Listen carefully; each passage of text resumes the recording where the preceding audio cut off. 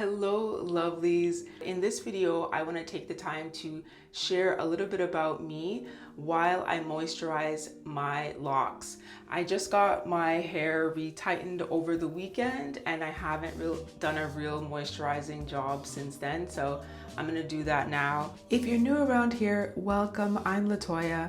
On this channel, I share my love of locks. I've had my Sisterlocks for 11 years. I also share my obsession and tips around travel. I've been to about 38 countries, and I encourage you to design the life of your dreams while I do the same. So if you're into any of that, hit that subscribe button. I'm gonna use my spray bottle, which I talk about in my videos, my coconut oil, and I think I'll do a little bit of this Shea Moisture leave-in. I'm located in Toronto, Canada. I was born here, raised here. I was born to immigrant parents. My parents are Jamaican and they came to Toronto in the 70s. And so yeah, my home base. I love this city. The more I travel around the world, the more I realize that this city is a really special place. There are very few places in the world where you have true multiculturalism. If you walk down the street, you look at the restaurants, it literally represents the whole world. You know, you go from Indian to Vietnamese to Jamaican to Trini to Russian to like every single kind of food experience from around the world you can find in the city, and I love it here. I have lived overseas. I lived in Japan when I was in my 20s. I lived there for almost a year teaching English, and that was a really fun experience. I loved Tokyo. I lived in Tokyo. So I have a list and I'm just gonna go through my list. I got my Sisterlocks installed February of 2014. It took 24 straight hours and I have about 630 locks now. I had more, but I combined some of them since they were too small, and a few fell out over the years, especially during COVID when I didn't retighten my hair for 9 months. Whether I would get Sisterlocks again if I could start all over is a whole other question, and I will link to a video where I talk about that. People are often curious about my hair color. Well, it's a unique mix. I use Dark and Lovely, and depending on how I feel, I mix light and medium browns with different blondes. Honey blonde is my favorite to mix with. I only color my hair once a year and I think I'm due soon. I'll have to check. I have one daughter who may see on my channel a little bit, not too much, because I do try to protect her privacy. Okay, so one question that I do get quite often is, what do I do for work that allows me to travel as much as I do? So for the last 11 or so years, I've been an e-learning developer. So I basically work with different companies to create their learning and development, their internal learning and development.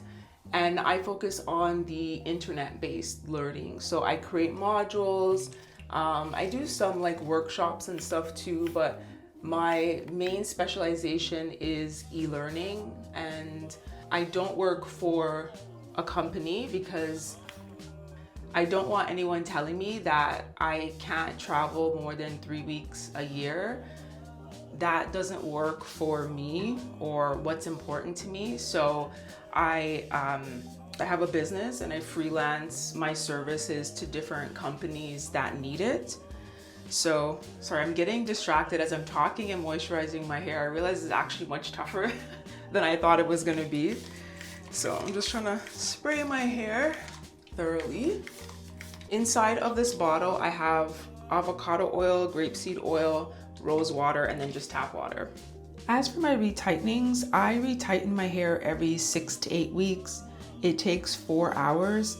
I really try not to go over 8 weeks because it means that my retightenings take longer because of the volume of growth, and I don't have time for that. When I first got locks, my plan was to retighten my hair myself, but when I saw what that actually meant, it just made more sense for me to go to my amazing loctician and save my sanity. People have asked if I'd ever cut my hair, and the answer is yes. I haven't done a big one yet, but I do trim my hair. I don't have a regular schedule for that, but I'd say I do it 1 to 2 times a year, especially when the summer rolls around.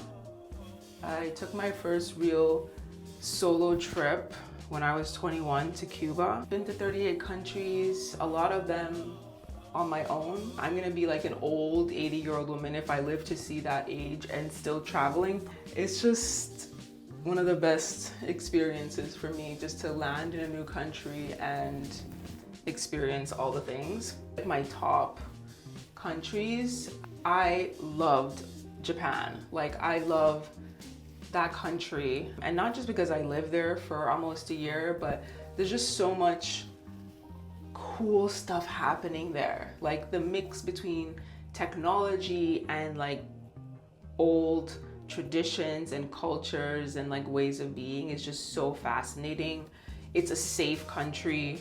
I did get a lot of stares and stuff, which there's that part. Being a Black woman there every day was like, you didn't know what you were gonna kind of expect, the reactions you would get. Some people would be like shocked when they saw me like covering their mouth, and then other people just wanted to talk to me and like know where I was from and know more about me. So it definitely was an interesting experience, but like there's just so much to love about Japan. The food, oh my gosh, and just so many cool little scenes that you can get into. They love Jamaican everything. They love reggae music, so that was really cool. There's a lot of like clubs and festivals. South Africa, absolutely love South Africa. I felt so connected there, you know, the history. It's such a gorgeous country. The safaris, it's you know, it's definitely not, you have to be careful as a solo person, as a solo woman traveling in terms of safety. You do have to take your precautions. And then Costa Rica, I've spent months there traveling, and the natural beauty of Costa Rica is, I find, pretty unmatched, especially for like such a small country. And the people are so happy. But like the Caribbean side of Costa Rica is very Black, many Black people, and not much development. And I just love that. I just love beach towns that don't have big condos or KFC. It's just jungle.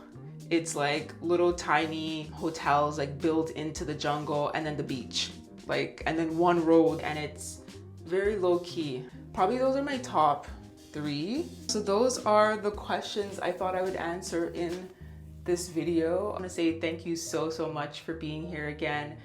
Feel free to reach out to me anytime, and I will see you in the next video. Bye.